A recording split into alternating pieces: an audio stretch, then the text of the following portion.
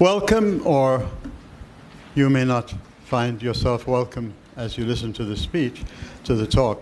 But welcome to an attempt to introduce you to one of the most interesting, controversial, influential, and difficult to really get your hands on at an early stage, perhaps, thinker in the modern period. Nietzsche influenced the 20th century immensely in many, many ways. But like other great works, the devil quotes Nietzsche like the devil quotes the Bible. That's the basic, if you pick up the Bible and you open up and you select a few selections here and there, and you can usually look to see what it is you would like to see, and then you can present it as the Bible. So the phrase came out, the devil quotes the Bible. Well, I've found in my life with Nietzsche now, I was first introduced to him in 1961. That's, where dinosaurs still roamed the earth. In these years, more and more, I've come to the conclusion that there are so many Nietzsches in there that's the wonderful thing there, that you can find what you like. So in this lecture, I'm not going to try to give you a specialized lecture on Nietzsche. You can't do that in 45 minutes or 50 minutes. But rather to put you into the whole atmosphere of this thinker, the human being, the man behind the philosophy. And this is very much something that Nietzsche himself actually thought was useful. And so I have on your fly sheet there, Friedrich Nietzsche, Behold the Man. You will see what that means in a minute. The prophet of a dying civilization. From his own point of view, he was taking a look at Europe and its claims to be the heights of civilization and culture and progress and all that. And he was very, very much repelled by what he saw. And primarily, it was mostly really what he saw in the academic world. And so I think that's very important to remember that. He's addressing himself to the academic world of his day, and what seemed to be moving them, the ideologies that seemed to be the currently accepted ones, the politically correct ones, and thrashing away, destroying those idols, because an idol is something which leads you to think in the wrong way, in this meaning, the meaning of the use of idol. Just like in religion, an idol leads you to worship something that's not the true God.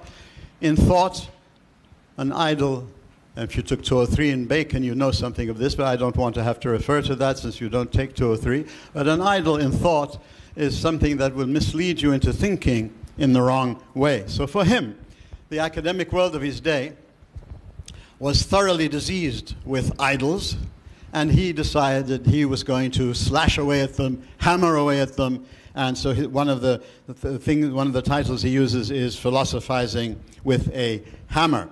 So if you take a look at the fly sheet I've given you there, let me just give you an idea of the sort of things I would try to do today in the short time I have, to basically introduce you to this many-faceted human being, Nietzsche. Okay, but once again, if you take a look at this slide, I'm calling the attempt at what I'm trying to get at is the tragic trajectory of the prophet of a dying civilization. And if you look at the numbers, there are all from the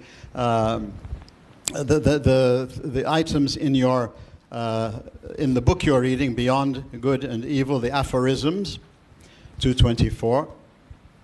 But you'll see all over that he is primarily really responding, as I would hope some of you might be responding, to the general climate of thought, and of course that affects everything in society and politics and everything around you, and religion and all that. And I hope some of you are pretty much disgusted with what you see in your own world today. That would put you on the route to understanding what Nietzsche was doing, rather than to sort of take him and piecemeal. And you can select whatever you like from there. It depends on what it is you'd like him to support in your thought. But then you're leaving out other things where he would be probably attacking what you think is wonderful. And the problem I found with Nietzsche, and I told somebody a couple of weeks ago, I mentioned Nietzsche, and that person turned around and said, "Oh yes, God is dead." I said, "Oh, so you've read Nietzsche?" No, that person hadn't read Nietzsche. It was, Nietzsche means God is dead. I said, "Do you know what he means by God is dead?" "Yeah, well, that there's no God." Well, I'm hoping by the end of this lecture you'll see that God is dead means so much more than just a simple militant atheistic sword against, sort of Christophobia or Christian phobia. There's Islamophobia today, but over the 20th century in the academic world, there was Christophobia. Anything Christian was sort of automatically negativized. So you can find whatever you like in the works of Nietzsche, but the man that was producing all of this was a very tragic human being.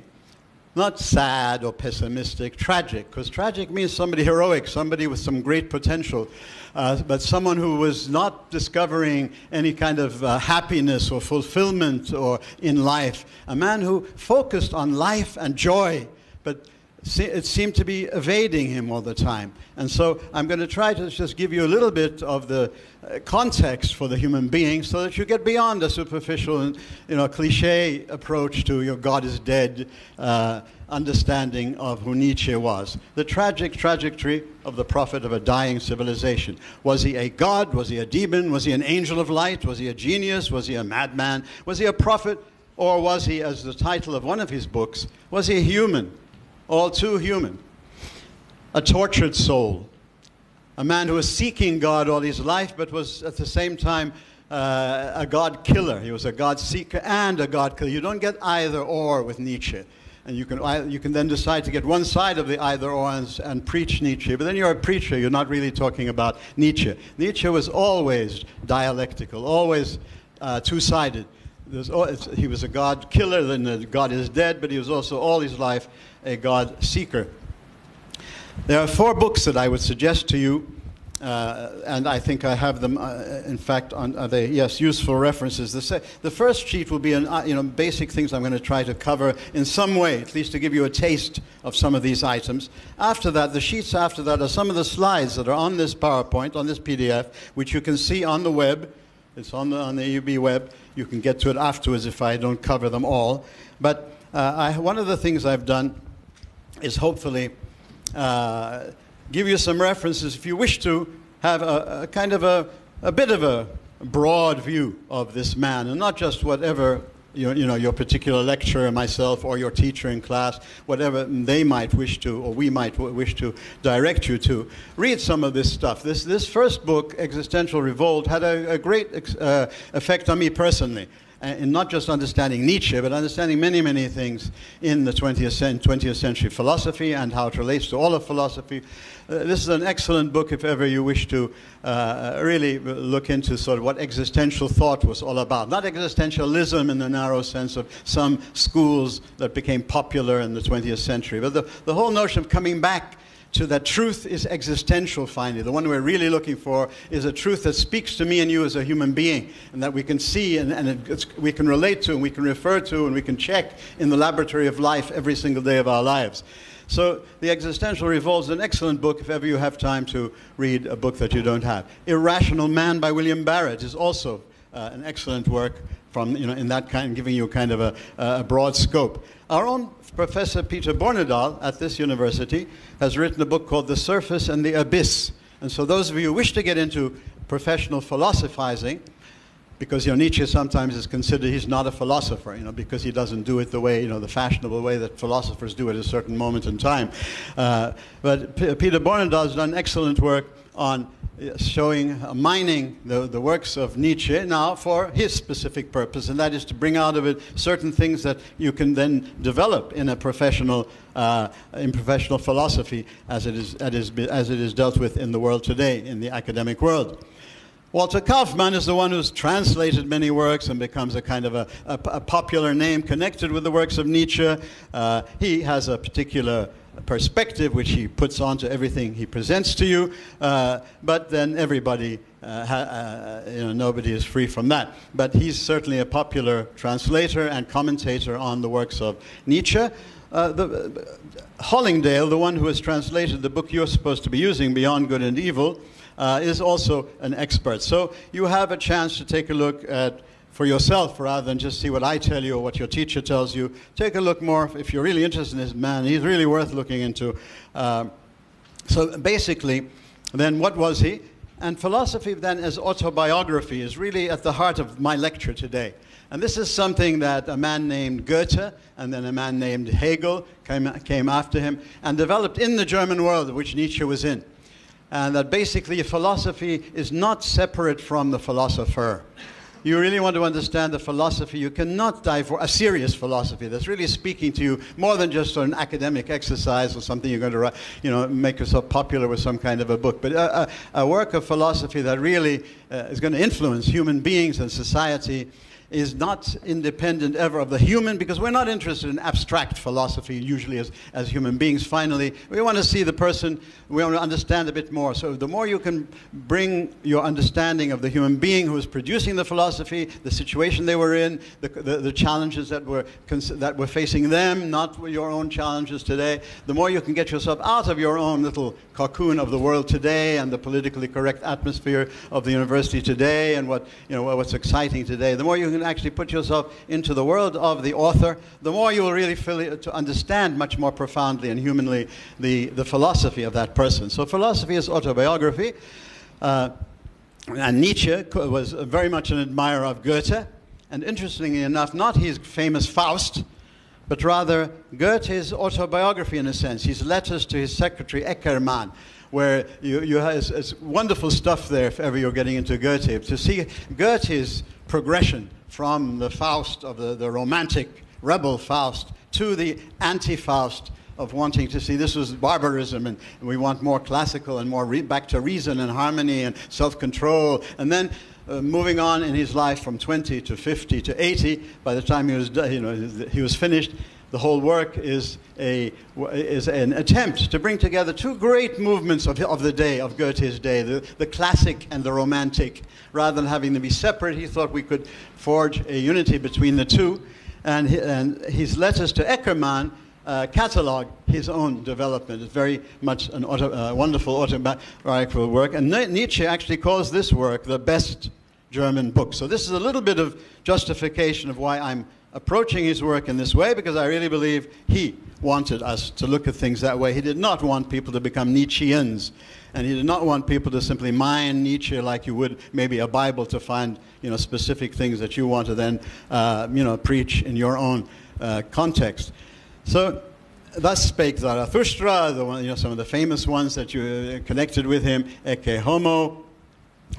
People in the CVSP tradition, if you are similar to this, would be somebody like Augustine. If you ever took him in 202 or 205, and we have you read his confessions rather than his abstract philosophical works, precisely because Augustine had the confessions of Augustine represents precisely that, someone who's telling you about how he came to the ideas he comes to and why he's presenting them in the way he is. So this is a tradition of philosophizing which I would be very happy for everybody to be aware of, because it's certainly not the academic philosophy which we've been exposed to for the last half century, certainly in Anglo-Saxon universities. Useful references. All right, this is a brief biography. I think I have them on the slide there because I don't want to waste time on it. Yes, I'm slide number 3.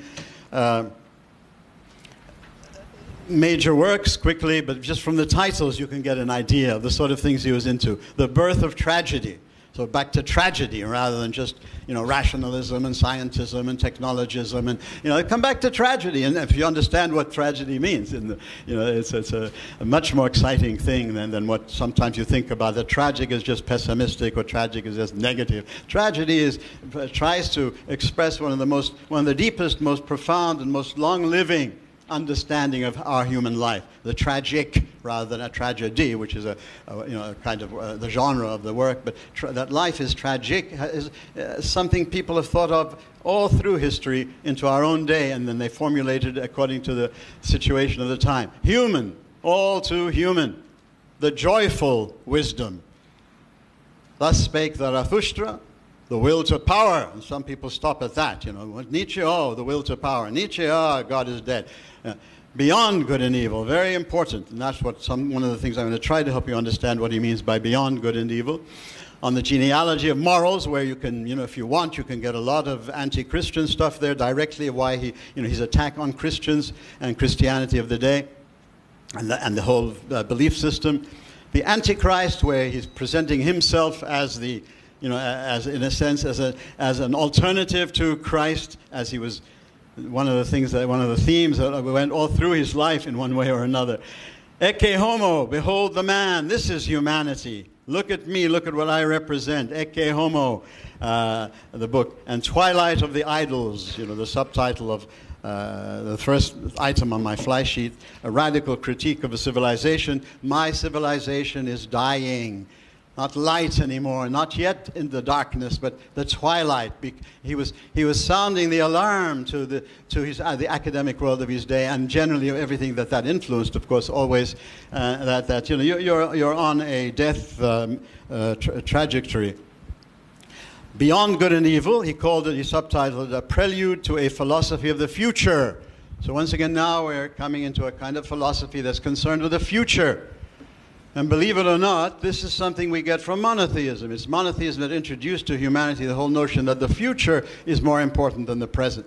That can become, that can be taken in a silly way. Therefore, escape from the present so you can have a pie in the sky by and by. But that's so silly that to sort of use that as the deepest aspect of the meaning of the future is to miss the point that everybody influenced by this kind of mentality that what you're living now is nothing if you're not planning something for the future. If there's something in the future that's affecting you right now, if your present is just based on the past and past experience and you're just repeating that or something, the future is so much more important in my life than when you understand it in the true deepest theological meaning in monotheism, and of course here now with Nietzsche, that the future is now, that's what we should be living for.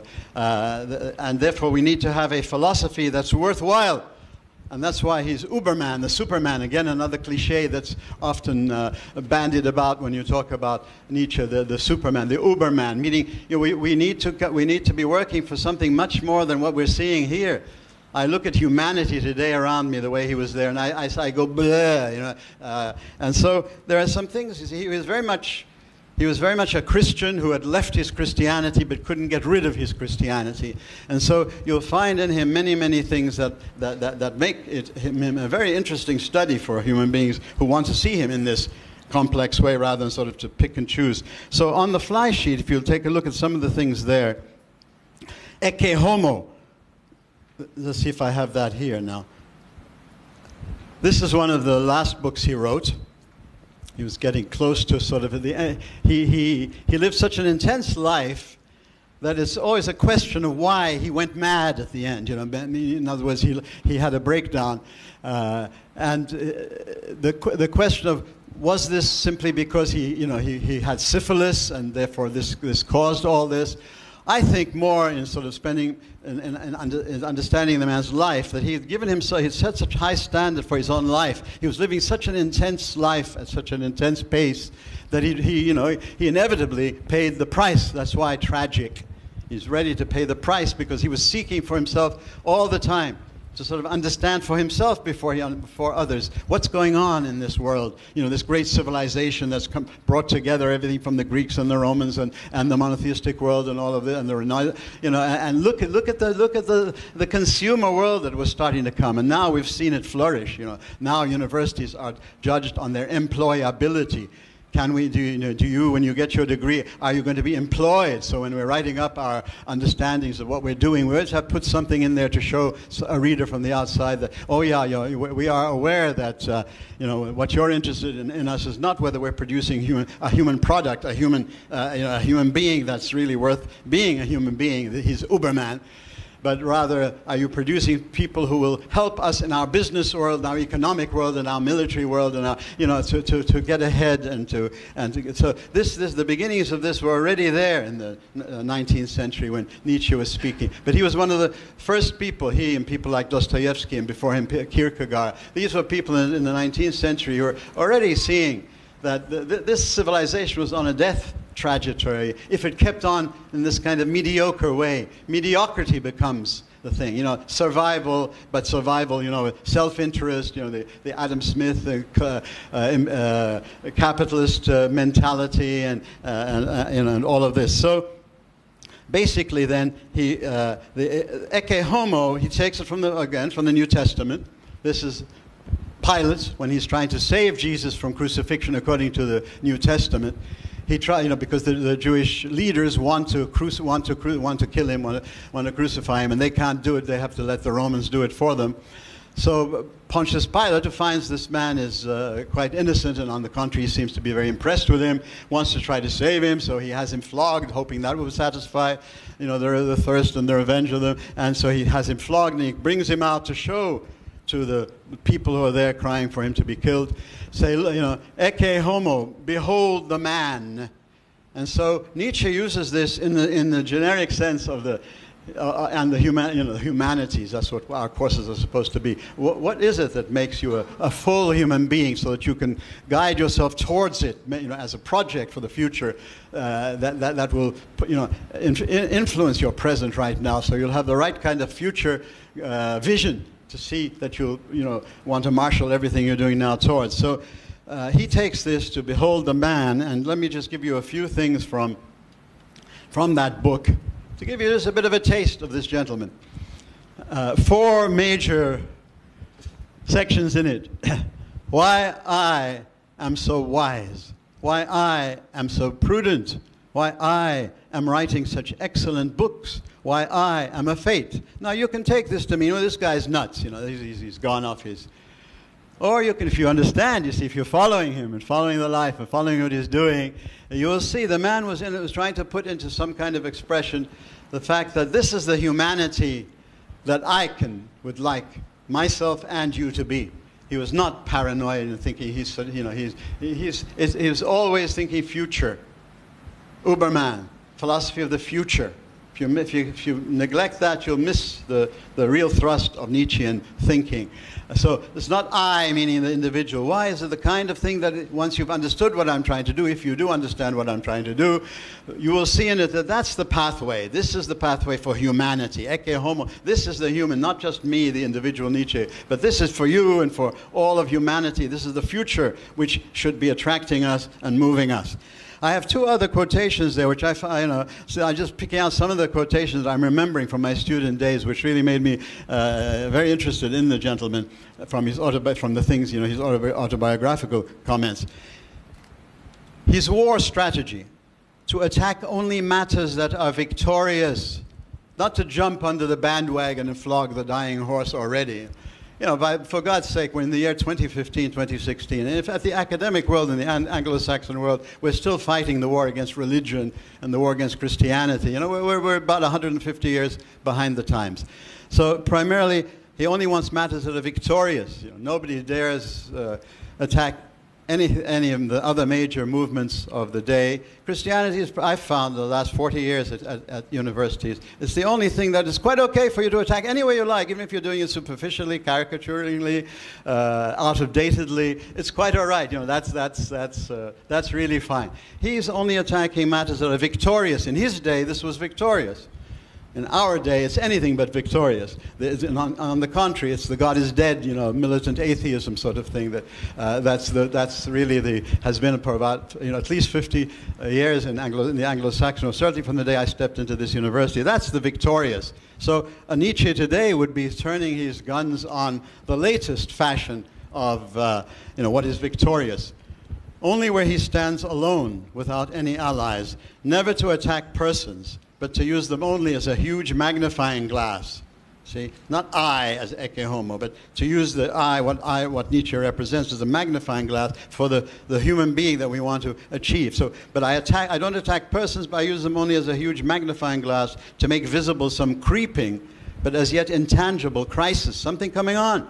Just like a good artist allows us to see things that we don't see yet until he produces them. In his art, in his theater, in his music, we start to, when we become much more alert artistically, we start to see we have so many eyes. An eye, one of our eyes opens up and we see things that we didn't see. That's the gift of the artist in all the various fields. Well, primarily him as a philosopher, he thinks that's the human thing. To wake you up to something that's not something that's been bandied around, has become a big cliche for 100 years, and then, as if this is the latest fashion. But rather to see what it is that, that's what's really insidious in the day-to-day, in your day-to-day, and try to make that visible, to make it, to make people see something they don't see. Truth is all about sight, what you see, and that's why truth is never exhausted. That's why there's no absolute human truth, right? There's just the eye being opened better and better and seeing things more and more clearly and seeing more and more the complexity of life. In fact, self-evaluation. I have contradicted as no one has dared contradict. Nevertheless, I am the opposite of a spirit of negation. He wasn't somebody who was just simply crashing down on things. He was crashing down on things that had become idols, that people were not looking at critically anymore, that were the latest fashion, that was the politically correct thing. He was breaking those down. But he wasn't, it was in order to allow something, life to come up. And to usually also in his own language, he says, I'm saving what I'm destroying. And he certainly meant this about Christianity. That he was saving Christianity to wash off the dross that had come onto Christendom and a Christian society that's gone far away from anything serious about its Christianity. So I'm the opposite of a spirit of negation. I am the bearer of glad tidings, Injil, the gospel. I'm giving you the good news, the glad tidings. I'm a yea-sayer. I'm, all this nay-saying always, and critical thinking meaning you can negate something, as unfortunately some people are trained to think when we talk about critical thinking. Critical thinking, on the contrary, it means to save the life in something that people are not seeing in, and that's nothing very far from the spirit of Nietzsche. I am a yea-sayer with whom the hope of the human race has been restored. And this is the human being, you see, as he goes on in life, towards the end of his life, a letter to his sister. A man of spiritual depth needs friends, unless he still has God as a friend. But I have neither God nor friends. For thus it has always been, and thus it will always be. One cannot aid a cause more effectively than by persecuting it, by hunting it with all hounds. This I have done. All alone with myself, I am in danger of losing myself in a forest. I need help. I need disciples. I also need a teacher, a master. I should find it sweet to obey, if only I could find someone capable of clarifying for me the value of our moral ideas, beyond good and evil. I don't want just the way they're presented to me, the values and the way they're being understood. I want to get to the heart of them. What do they mean? And if there's nothing there, there's no life at the heart of them, to hell with them. Replace them. But in fact, when you do that sort of thing, you find that things that have survived over the centuries in our cultures and our religions and all of this, there's a faction of life in there, and that's why you should be conservative in that sense. Conserve the truth, save the baby when it's being cast out with the bathwater. Clean off the bathwater, but don't lose the baby. Then you just become another sort of superficial idol creator in your own day. Sunday morning incident. This is to tell you the kind of person. He was a very sensitive person. He didn't just sort of, want to run around getting everybody to be a God is dead man or something like that. Or he was walking with a friend of his, a fellow atheist friend of his at the time, on a Sunday morning in Nice in France. And a young girl passes by, and good morning, Mr. Nietzsche. You're going to church, of course. And so what does he say? Church? Pah! Read my genealogy of morals, for instance, and the sections there, where I really let you know about church and Christianity. Right? No, he tells, oh yes, he says, yes, of course, I'm going to church. So the friend, was a bit narrow, less flexible, less profound than a Nietzsche, who takes things, legalistically and literally, said, how could you do that? And so he said, he answered him by saying, not every truth is for everyone. If I had troubled the heart of this young girl, I should have felt disconsolate. I'm not running around trying to, rob people of their faith or rob people of something that they are finding life in it just because, they're not philosophers and they can't really explain why they're still finding life in it. I'm not running around like that. I want to go against the victorious, against the rulers of this world, of the academic world and that kind of a situation. And again, another one in Florence with an astronomer He had, he went in and had discussions with this astronomer, and then afterwards he reflects on this. And he says, "I wish this man had not read my books. He's too good. My influence on him could be very disastrous." See, this is a very sensitive human being. He isn't just sort of, picking up the latest axe and going around grinding it. This is just some wonderful stuff from, he was in his religious days when he was, in which he never lost this religious sentiment, this in the depth, not religion in a kind of a silly cliche external way, but the actual relationship with a human being and God, if a God exists, in other words. This is the sort of thing that he could never abandon. That for him, this was. He was a believer in that God who would not leave him alone. He couldn't get away from him. "Unspeakably terrible thou art, thou huntsman behind the clouds, thou God unknown. Speak at last, what dost thou ask of me, thou thief of the great highways? Thou wantest me, all of me." And this was a theme that went all through his life, back and forth, this love-hate relationship with Christ. So if you look at the fly sheet, back at the fly sheet, after Philosophy's autobiography, Ecce Homo, two figures, one from the Greek world and one, of course, from his own Christianity, Christ himself, and Dionysus, the god that represented vitality, as opposed to Apollo, who represented harmony and reason and all that. Okay, Dionysus, the god of vitality, all right, life. The world around him, he sort of dead. There's a famous statement of his when he looks around at his fellow Christian society, says, if you have a redeemer, because Christ is supposed to be a redeemer and giving you joy and life and new life, I want to see him on your faces. I look on your faces and God is dead. You see, you are dead, in other words. Because in monotheism, God reveals himself in a people. And if the people are not living kind of a life that reflects God, there's no proofs for the existence of God in monotheism. It's either you're living it and witnessing to it, and it's being demonstrated, and people coming into action with you will start to recognize, there's something here that's not just ordinary, and God must exist. He looks at them and he says, your God is dead. If you are the purveyors, you are the witnesses, you are the shuhud, shahada, you are the witnesses, then your witness is presenting a dead God.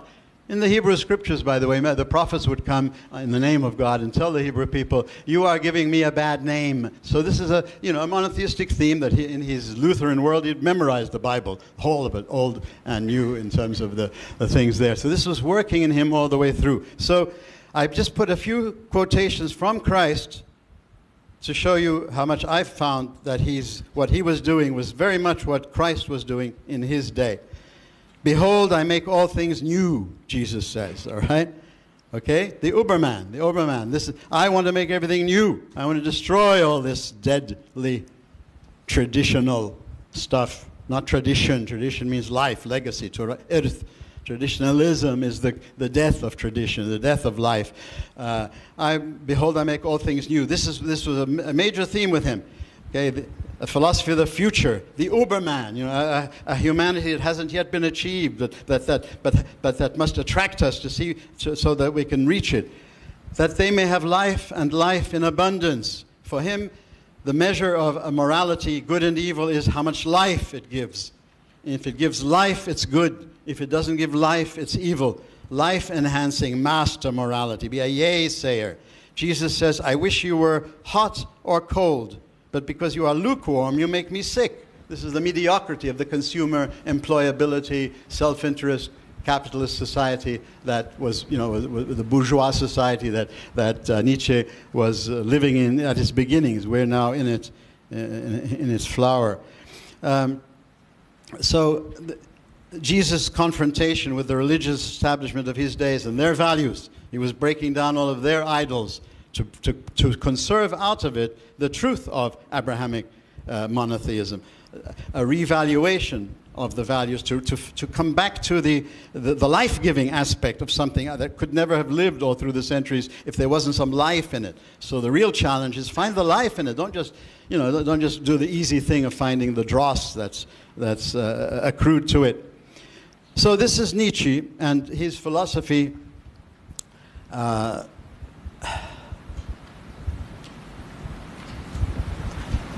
Beyond Good and Evil, Prelude to a Philosophy, just these titles are I find very useful. Prelude to a Philosophy of the Future. Beyond Good and Evil means, I'm going to try to give you some main things now, so that if I don't get to them in specifics, I'm putting you into the atmosphere of it all.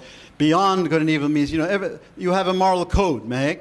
Okay, if this moral code is just because that's what you've inherited, or that's the latest one that you pick up when you come to university, or this is the one that impresses you by somebody or something like that, measure it for yourself. All right? If it's giving you life, hang on to it. If it's not giving you life, forget it, or look for life elsewhere. So beyond any conventional moral code that you happen to be living with. This is the challenge, to be critical. Our cliche at the university. To be critical is to challenge you to go beyond the latest fashions and the latest views, not just sort of something that has already been dealt with for 150 years, to just sort of be repeating in the year 2015. It always makes me smile. Twilight of the Idols, how one philosophizes with a hammer. Okay? Ecce homo, this is humanity. Friedrich Nietzsche, not Jesus, you see, the middle picture there of it. That's Nietzsche with a crown of thorns. But it's symbolic, in other words. It's not just simple blasphemous or anti-religion. You have to go well. The man has influenced many, many different types of people. Schopenhauer, Kierkegaard. Kierkegaard had come before him, of course. Schopenhauer and Kierkegaard came before Nietzsche, and he was attacking Schopenhauer, not Kierkegaard. Karl Marx, Foucault, Jean-Paul Sartre. This is sort of the kind of people who, in one way or another, some of the names that, anyway, I don't worry about that too much. Deicide, without, again, some of the things you've said, just to give you another side of him, without the Christian faith, you will be to yourself a monster in the chaos. This is Nietzsche, reading Pascal and underlining these words in 1885, towards the end of his, the man never left the belief that there was something serious in his Christian faith, but that he was attacking all the sort of dross, that the bathwater, and was always in one way or another speaking to save the baby. If there were gods, how could I bear it not to be a god? These are some of the statements, the death is God statements. Therefore there are no gods. This is the syllogism. If there were gods, how could I bear it not to be a god? Therefore there are no gods. And this is in Thus Spake Zarathustra. I believe in the ancient Germanic saying, all the gods must die. And then you have the madman, and I have some of it on your sheath there, but look from Joyful Wisdom. This is the famous God is dead phrase, but look at what he's saying about it. God remains dead, and we have killed him. See, he's making it something real, not just an abstraction. Oh, who speaks about God anymore in our day today? The fashionable salon vogue, I'm so modern because I can say, who speaks about God today? What do you mean who speaks about God? There are millions of people for whom God is a reality. What do they mean by God? That's another matter. But the God that you think is dead is a sort of, a sort of a God that that is very, very abstract. We have killed him, yet his shadow still looms. How shall we comfort ourselves, the murderers of all murderers? He makes it personal, not just an abstraction. Does God exist? Does God not exist? Oh, God is dead, or that is that. This is a challenge to the human being. What was holiest and mightiest of all that the world has yet owned has bled to death under our knives. Who will wipe this blood off us? What water is there for us to clean ourselves? What festivals of atonement? What sacred games shall we have to invent? Is not the greatness of this deed too great for us? Must we ourselves not become gods simply to appear worthy of it? Okay? We have to, no God isn't sort of a comfortable thing. It means, Habibi, there's a challenge. You have to take life that seriously, that you are the only thing that will bring something worthwhile to humanity. And until you see that, then your God is dead is just a simple abstract cliche. Thus the cycle began, and it goes on, but where will it end? After having run the full course, this is of his life, whither are we to turn? Perhaps we will have to make a new start with faith, perhaps a Catholic faith, because he was a Lutheran North European Protestantism, perhaps a Catholic faith. This is to Lou Andrea Salome, and by the way, that name there is very important. You might want to ask about her. She's a wonderful lady in terms of you're looking for very important female figures in the modern period, affected Nietzsche and Freud and others. Christ, the only Christian, a new way of life that was to bring peace and harmony to the human soul, so that the pacified soul might then effect the transfiguration of all things. That's what he saw at the heart of Christianity, which was not being lived. There's something that will transform humanity, not just another religion and another ideology and another mabarif. And you see, in the Antichrist, this is the sort of stuff the atheist loves to find. I call Christianity the one great curse, the one immortal mark of shame of the human race. But then I hope I shall never show myself ungrateful to Christianity, for I owe to it the best experiences of my childhood. And then, can anyone imagine anything that equals in miraculously enchanting force the symbol, not religion here, the symbol of the Holy Cross? Nothing equals in impressive strength that paradox of a crucified God, of a God crucifying himself for the salvation of men.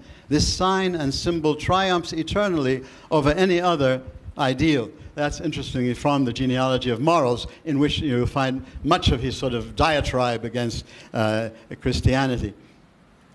This is a very complex human being. At the end of his life, the last days, this is the tragedy.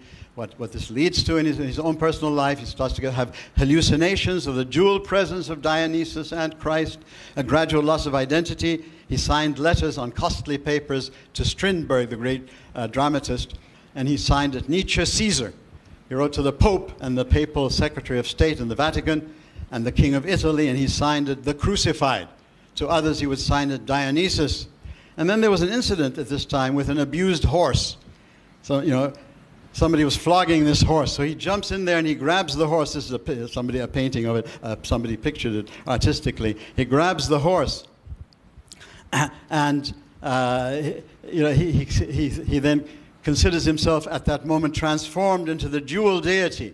He is now a Christ and a Dionysus at the same time, rescuing or comforting or redeeming or saving, whatever words you wish to use, or giving life to a horse that is being abused. Towards the end of his life, somebody walks in and reports this.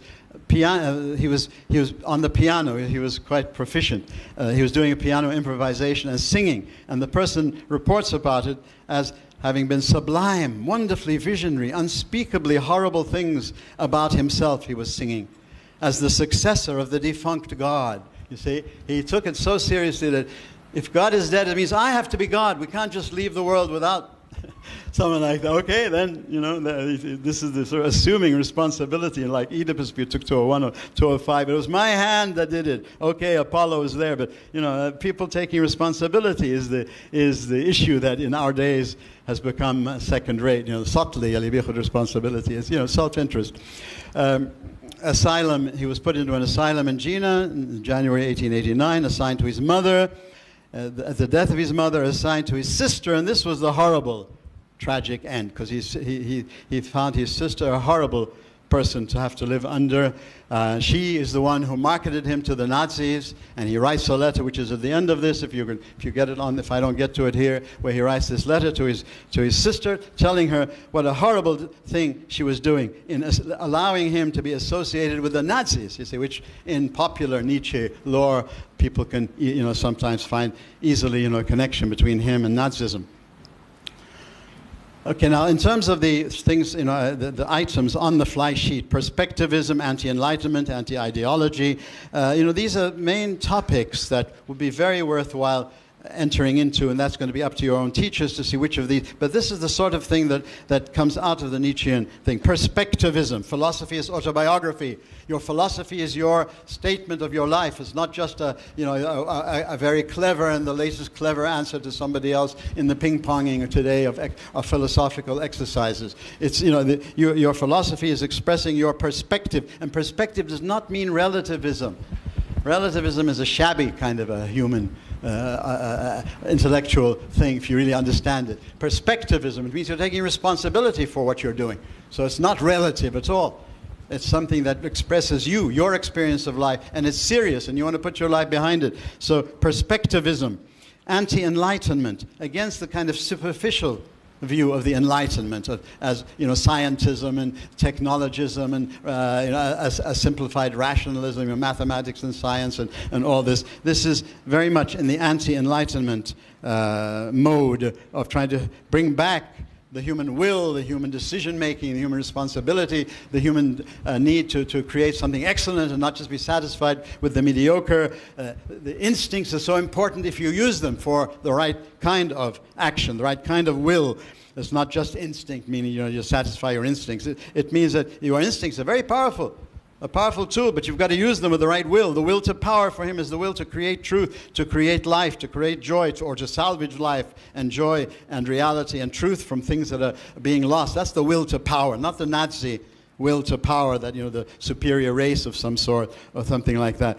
Anti-ideology. Ideology is a horrible thing, but you've got to find out what are the ideologies of the universities today, not the ideologies that were reigning in his day. Platonism, Christianism. What Kierkegaard, who was a Christian rebellion against Christianity, but he was trying to purify Christianity. But Kierkegaard before Descartes, but many other things before Nietzsche that had already been there with Kierkegaard. Christianism, Kantianism, utilitarianism, socialism, feminism. Any ism reduces the sort of heart of what that movement really wanted to do when it was first being created and first coming into life, because it was really, speaking to something serious, then can become an ism, the latest fashion. They'll jump on and be that. Simone de Beauvoir refused to be a feminist in the 20th century for a long time because she didn't want to go into this ism business. Then they convinced her that they needed her support.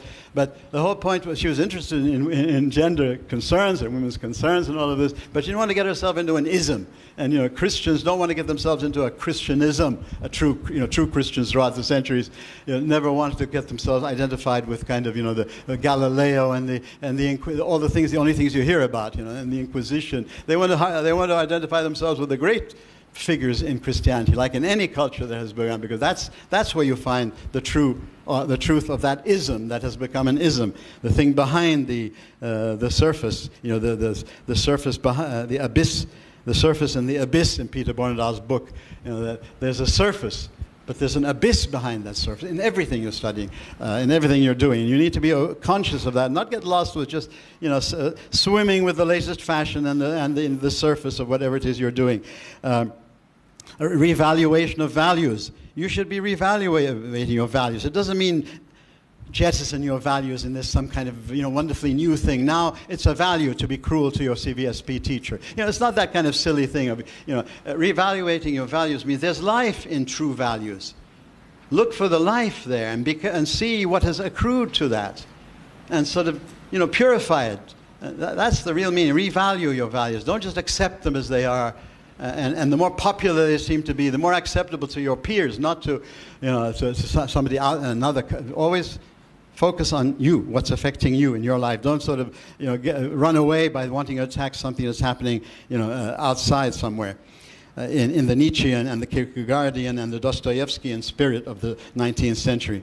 The will to power is beyond the supremacy of reason in a superficial. When you see this, when the supremacy of reason becomes something superficial, it's all about mathematics and technology and cognitive science and the genome and all of that. That's what life's all about. It's going to tell you about everything, Habi. Well, you might wait another 2 million years before you get the final truth. Where there are true existential truths that are the same for you as they were for Nietzsche. But the circumstances have changed. Therefore, you need to adjust to have that truth of the desire for something solid, something authentic, something that gives life, something that gives joy. But now in your circumstances, in your life, so revalue values. Will to power beyond just the superficial focusing on reason, as if somebody can understand what that means. Beyond good and evil, beyond the uncritical adherence to conventional morality. Master-slave for him. All right? He identifies it with certain groups in his day, but it's much more of a universal theme. The slave is the one who just simply repeats, who gets on the bandwagon, who sort of is just sort of doing the latest thing. The master is the one who's always seeking authenticity, being hard on themselves, being responsible, seeking to really be much more profound, much more empathetic, not just sort of looking at the thing from the outside. solitude in the herd. These are terms that, that I'm sure you will be using. Survival of the unfittest. For him, he goes beyond this easy notion that now there's going to be the automatic perfectibility of man. He believed in evolution, but he believed that evolution wasn't simple. You have to create where evolution is going to go. And he says, when I look around me, what I see is the survival of the unfittest, if you're thinking in terms of serious human values. Eternal recurrence, it doesn't mean history repeats itself in some silly way. It means that you need, every decision you make, you should be ready to have it be something that could be repeated. So don't take the, yalla, I'll do it next time, I'll do better next time, or, there'll be another chance, or something like that. Everything he says is against this kind of meanness, this ressentiment, this envy, this the slave mentality. And so if you just take him at the words and then you use the word in some way you like, you miss the man totally and completely. The leveling effect of democracy, when democracy isn't a proper search and a free search for something better, when it just becomes leveling, you want everybody to be at your own level. And finally, the final point there, simplify, falsify. I find that very, very important and useful. He says things are so complex that we're always falsifying. So recognize that.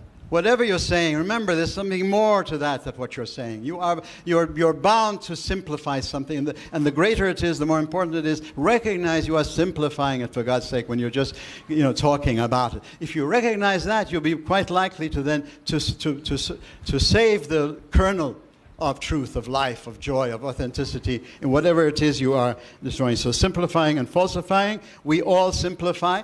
Nobody is a godlike person. When we come in and we tell you, this is the truth, and that's what you should believe, and that's the thing that you do today. We are, we're not just simplifying, but we're being stupid. We're not even recognizing who we are as a human being. We always simplify. We don't have an absolute vision of everything. But it's a perspective. It should be serious. My life should be behind it. I should see its consequences and be ready to take it. So simplifying, we falsify. If I'm aware that when I simplify, I falsify, then I limit the kind of damage I'm doing, and I get more of the fruit I'm going to do. Thank you.